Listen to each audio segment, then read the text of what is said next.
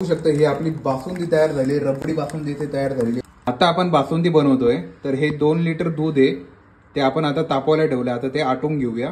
ही वेलची पावडर आहे, आपण साखर टाकून हिला बारीक करून घेतलेली आहे। आणि आता हे काजू बदाम आहे, आता हे सुद्धा आपण बारीक करून याची पूड करून घेणार आहोत। हे काजू बदाम पावडर इथे तयार झालेली आहे। आता आपण हे पॅन मध्ये तूप घेतलेले आहे। आता आपण दूध ऍड करूया। आता यामध्ये आपण 2 पॅकेट मिल्क पावडर ऍड करून घेऊया। मस्तपैकी आपण आता मिक्स करून घेऊ।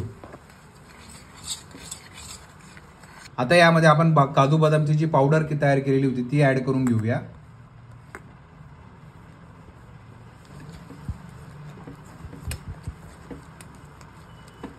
मध्ये आता आपण 1 वाटी साखर ऍड करून घेऊया। आता आपले हे दूध आहे 1 तास आटून झालेले आहे। आपले दूध आहे ते याच्यामध्ये ऍड करून घेऊया। आता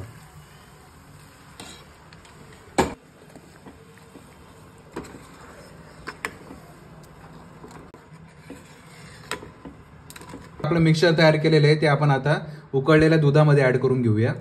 आता आपण हे 1 तास आटून घेऊया। तर बघू शकता आपली बासुंदी आता आटून तयार झालेली आहे। यामध्ये आता आपण वेलची पावडर ऍड करूया। वेलची पावडर आणि साखर आपण बारीक करून याच्यात ऍड करून घेतलेली आता। आणि यामध्ये आता आपण चारोळी ऍड करूया। आता आपली बासुंदी इथे तयार झालेली आहे, आपण बाउल मध्ये काढून घेऊया। एकदम घट्ट अशी ही बासुंदी तयार झालेली आहे। क्या बात आहे।